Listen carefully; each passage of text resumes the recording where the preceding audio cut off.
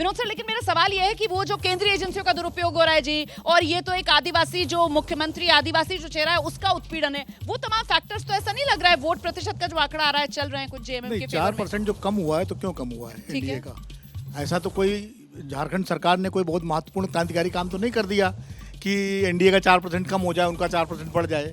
तो ये 4% जो कम दिखा रहे हैं तो कहीं ना कहीं वो फैक्टर हो सकता है। आखिर एक कारण ये भी हो सकता है, ठीक है, उतना बड़ा उतनी सहानुभूति नहीं मिल रही है कि वो 56% का आकर के 40% पर घट जाए, इनके ये बढ़ जाए, लेकिन फिर भी 4-5% अगर कम हुआ है तो कोई ना कोई तो कारण होगा। थोड़ा कंसोलिडेशन देखिए, हेमंत सोरेन को लेके अगर कोई सहानुभूति फैक्टर होगा तो आदिवासियों में होगा, गैर आदिवासियों में नहीं होगा। सीधा सीधा क्लियर कट डिवाइड है वहाँ पर झारखंड में, आदिवासी बनाम गैर आदिवासी। जब पूरे झारखंड में अगर उसका सहानुभूति फैक्टर होता तो ज़्यादा बड़ा वोट शेयर कम होता है एनडीए का।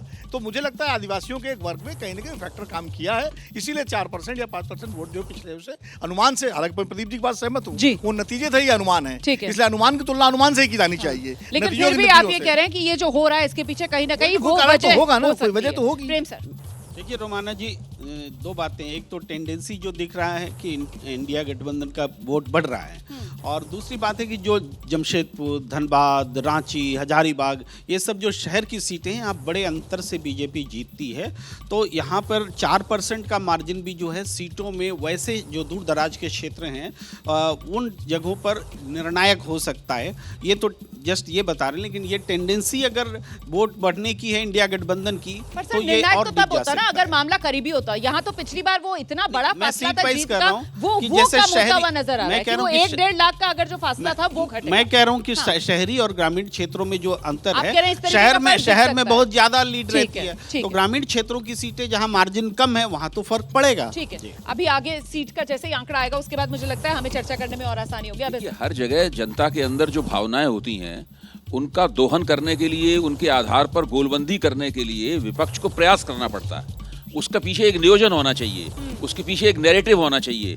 तो मुझे लगता है कि झारखंड ही नहीं, मैं आमतौर पर बात कर रहा हूँ, सभी प्रदेशों में अगर कहीं पर मोदी सरकार के खिलाफ और एनडीए के खिलाफ कोई नाराजगी है तो उस नाराजगी का ठीक से लाभ उठाने की कोशिशें क्या की गई हैं? मेरा सवाल ये है, क्या कोई ऐसी कहानी जनता को सुनाई गई है जिससे जो गैर भाजपा वोट है या गैर एनडीए वोट है वो किसी एक पोल के ऊपर आके उसका वहाँ ध्रुवीकरण हो जाए?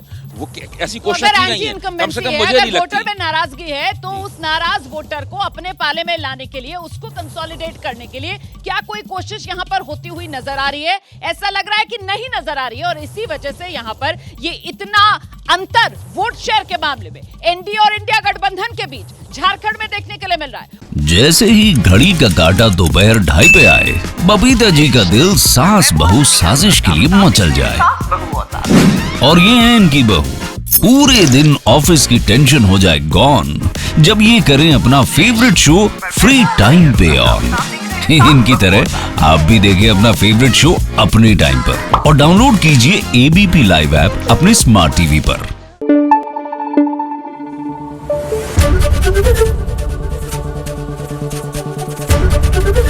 एबीपी न्यूज आपको रखे आगे।